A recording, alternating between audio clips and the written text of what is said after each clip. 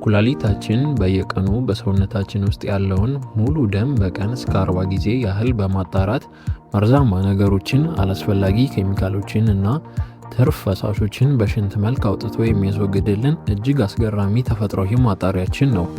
በተጨማሪም የደም ግፊታችንን ለማመጣጠን፣ የቀይ ደም ሴሎችን ለማምረትና የአጥንታችንን ጥንካሬ ለመጠበቅ ወሳኝ ሆርሞኖችን ያመነጫል። ነገር ግን ከባድ የሚባለው እውነታ ኩላሊት እስከ 90% ድረስ ጉዳት እስኪደርስበት ምንም አይነት የህመም ምልክት ሳያሳይ በዝምታ ስራውን ይቀጥላል። ለዚህ ነው የኩላሊት ህመም ሳይለንት ኪለር በመባል የሚታወቀው።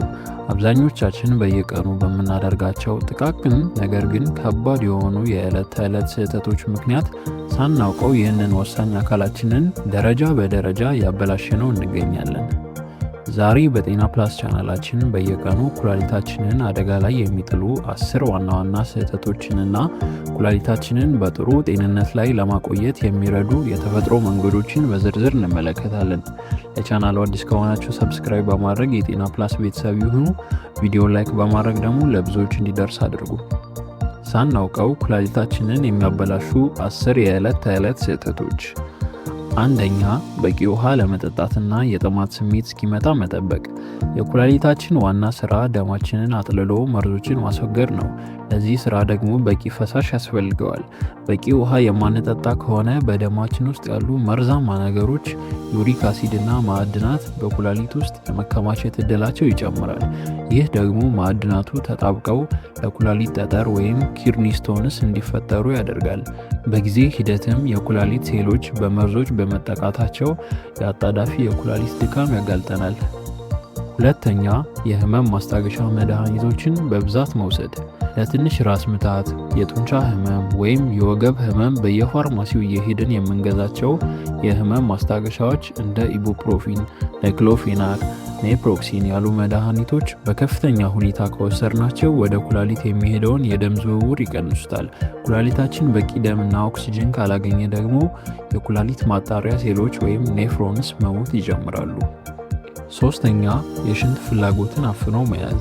ስራ በመደራረብ መንገድ ላይ በመሆናችን ወይም ቦታ በመምረጥ ምክንያት የመጣብንን የሽንት ፍላጎት ለረጅም ሰዓታት አፍኖ መያዝ በኩላሊትና በሽንት ፊኛ ላይ ከፍተኛ ተላላፊ ጫና ይፈጥራል።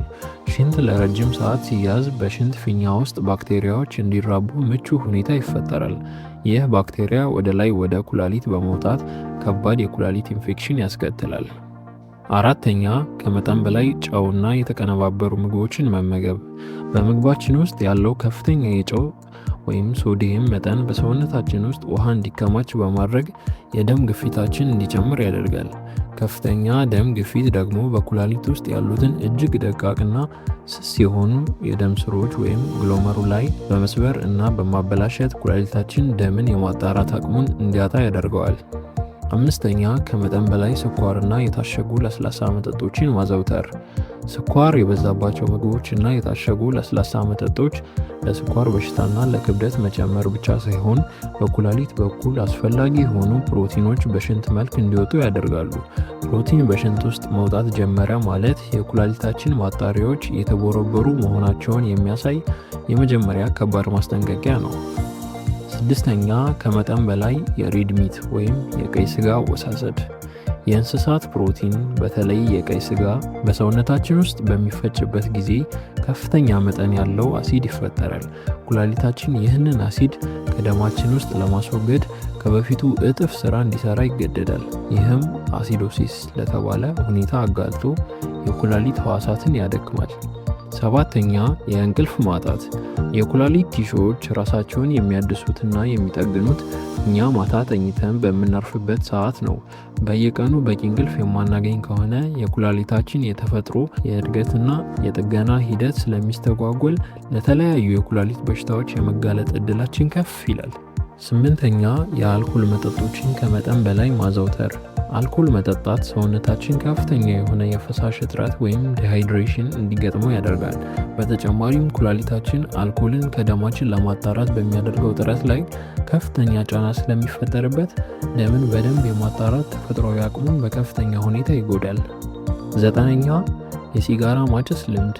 ሲጋራ ማጨስ ወደ ሁሉም የሰውነታችን ክፍሎች የሚሄደውን የደም ዝውውር ይቀንሳል። በተለይም ወደ ኩላሊት የሚሄዱትን ደቃቅ የደም ስሮች በማጥበብ ኩላሊት በቂ ደም አግኝቶ ስራውን እንዳያከናውን ያደርገዋል። ይህ ደግሞ ለኩላሊት ካንሰርም ጭምር አደገኛ አስተዋጽኦ አለው። 10ኛ እንቅስቃሴ አልባ መሆን ወይም ተቀምጦ መዋል። ለረጅም ሰዓት ተቀምጦ መዋልና ስፖርት አለመስራት ለከፍተኛ ደም ግፊት፣ ለስኳር በሽታ እና ለሜታቦሊክ መዛባት ያጋልጣል። እነዚህ ሁሉ ደግሞ የኩላሊት ዋና ጠላቶች ናቸው። መደበኛ እንቅስቃሴ ማድረግ የደም ዝውውርን በማስተካከል የኩላሊትን ጤና ይጠብቃል። ኩላሊትን የሚያጸዱ እና የሚጠግኑ ተፈጥሯዊ መፍትሄዎች። 1ኛ በቂ ውሃና የሎሚ ውሃ ማዘውተር። በቀን ከ2.5 እስከ 3 ሊትር ውሃ መጠጣት ኩላሊት መርዞችን በቀላሉ አጥልሎ እንዲያወጣ ይረዳል። በሎሚ ውስጥ ያለው ሲትሬት ደግሞ በኩላሊት ውስጥ ጠጠር የሚያመጡ ማዕድናት እንዳይጣበቁና እንዳይፈጠሩ ይከላከላል። 2ኛ የአትክልትና ፍራፍሬ አወሳሰድን ማብዛት።